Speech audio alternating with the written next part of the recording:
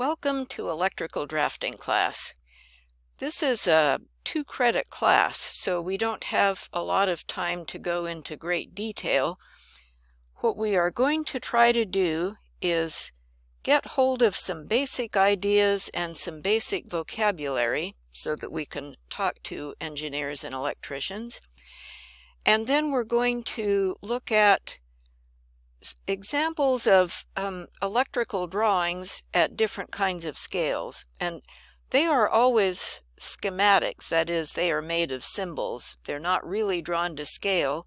These schematics just show relationships and how things are connected, and so we'll look at various scales of those. After this first week, when we're going to talk about some basic ideas of electricity and get hold of the vocabulary, then we'll start with big stuff. So how is power generated at the power plant, and how is it distributed, and how do we make drawings for those? Then we'll look at medium scale drawings, motor control circuits like you might find in a manufacturing plant or a warehouse, where we have 3-phase motors, and then control circuits, ladder diagrams that look like this picture on the right, for controlling the motors. And then we'll move on to small stuff, electronics, and at the bottom of this slide you see an electronic schematic. And we'll have a few drawing assignments, but mostly we'll have quizzes because it's a 2-credit class. So let's start thinking about, what are we talking about when we talk about electricity? What we are talking about is the flow of electrons. And as you probably know, matter is made up of atoms. And an atom has a nucleus. The nucleus has protons, which have a positive charge, and neutrons, which don't have a charge. And then around that nucleus, electrons, which have a negative charge, are orbiting round and round.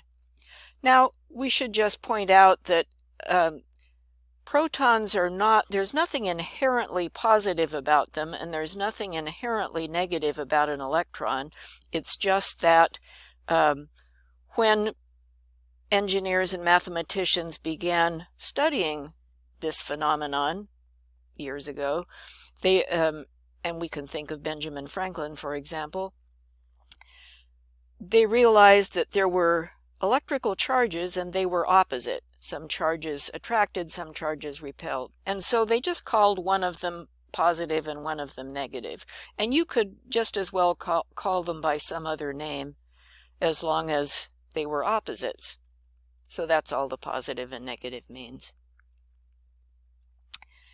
Now, when you see pictures in books that look like this drawing here on this slide, these pictures are not to scale by any stretch of the imagination. We draw them like this so that we can see the atomic particles all in one picture, but really, matter is not solid at all. Matter is made of, well, it's made of electricity. It's made of electric charges, and it's almost entirely empty.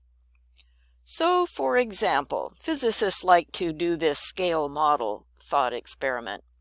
Let's say you decide to make a scale model of a hydrogen atom, real simple atom. And you decide, okay, you're going to use a marble as the scale model of the nucleus of that atom. So here, this red dot, I've put this red dot on the 50-yard line in the middle of a football field. This is Autzen Stadium. So there's the nucleus, and to scale, it is the size of a marble. If this is our scale model of the atom, where do we put the electron? We have to put the electron out here at the edge of the benches, orbiting around that marble-sized nucleus. The rest of this atom is empty space. That's how much matter is made of void. And it's the electrical charges, these atomic forces that hold these particles together and hold one atom against another atom. So as these electrons are whizzing around and around these nuclei, they are going at a really fast rate of speed, and they whiz so fast around the nucleus that they essentially form shells. And I know that's not literally what they are. Physicists use these metaphors and analogies to try and help us think about them. So there's this shell made of electrons traveling super fast around the nucleus. And there's only enough room at a particular distance away from the nucleus for a certain number of electrons, and then that shell is full. And once that shell is full, any remaining electrons have to go farther away, so they form another shell. And when that shell is full, any remaining electrons go even farther away, and so on and so forth. This drawing here on this slide is a representation of a copper atom, and so it has 1, 2, 3, 4 shells. The fourth shell, it only has one electron in it, because that's all the electrons we have there in the copper. That outer shell, however many shells there are, that outer shell is called the valence shell. And in electricity, it's not so important how many total electrons we have as how many are out there in that outermost valence shell. Because think about this. Think about what we just said about how much space there is between a nucleus and an electron. And then think about an atom with multiple shells out here. There's a big old distance between that electron out in the outer shell and the nucleus. And so the attraction between them gets weaker and weaker. And those electrons out there in the valence shell can get knocked loose pretty easily.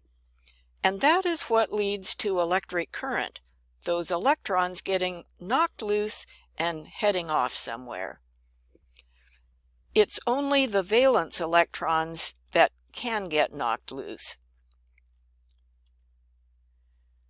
So what does this mean for the kinds of materials we have? A conductor is a material that conducts electricity. It allows current to flow. Think of a copper wire, that is a conductor. And what makes a material a conductor is that it has a valence shell, an outermost electron shell, that is not full. And in fact, conductors have only 1, 2, or 3 valence electrons. Once in a while 4, but usually 1, 2, or 3. So here's copper. The copper, symbolically represented, the copper atom has 1 valence electron. It is easily knocked loose, and therefore charge and current can flow. The elements that are the best conductors are metals. Gold is the best, and you find gold in computer components, don't you? Silver is very good. Copper is 3rd best, aluminum is 4th best, but these are all really good conductors. And if you look at the bottom, you see silver and copper each have just 1 valence electron. Aluminum, which isn't quite as good a conductor, but pretty good, has 3 valence electrons.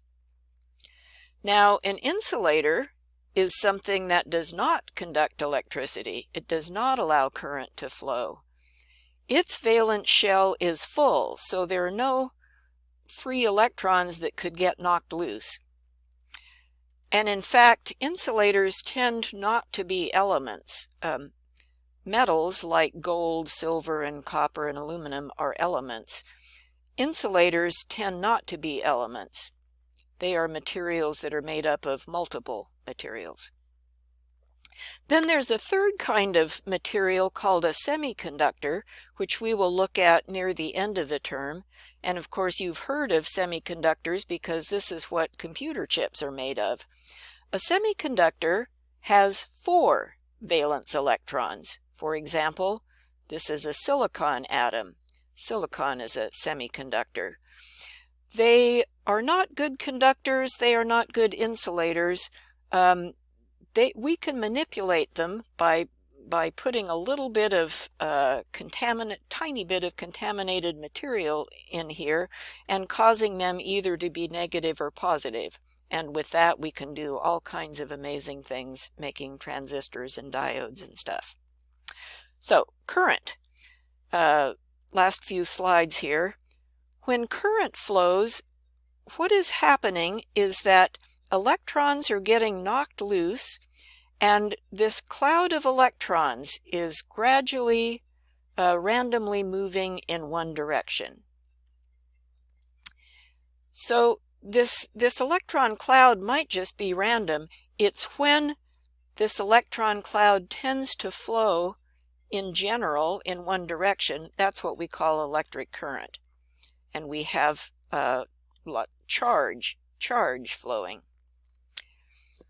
Physicists like to think about an analogy of ping pong balls in a tube when they think about how fast current is flowing. If you have a tube, and imagine this is a tube you cannot see through, it's just a solid material, and this tube is filled with ping pong balls. All right? So you come to one end of the tube and you poke a ping pong ball into that end, and what happens? Well, it hits the next one, the next one, the next one, and a ping pong ball falls out the other end of the tube. And it will look to you, will look to the observer like, you put a ping pong ball in one end and it came out the other end real fast. Turns out that's not the same ping pong ball. So one goes in one end, there's a bunch of them inside here, and a different ping pong ball comes out the other end. That is an analogy for electrons in a wire. So electrons individually move pretty darn slowly. Each electron moves about 2 or 3 inches in a minute. That's pretty slow. And yet, if you go to a switch on a wall and turn on the switch, the current flows almost at the speed of light. It flows so fast that as soon as you hit the switch, the light bulb comes on. But these little individual electrons are just moving a tiny bit. So you might find that interesting.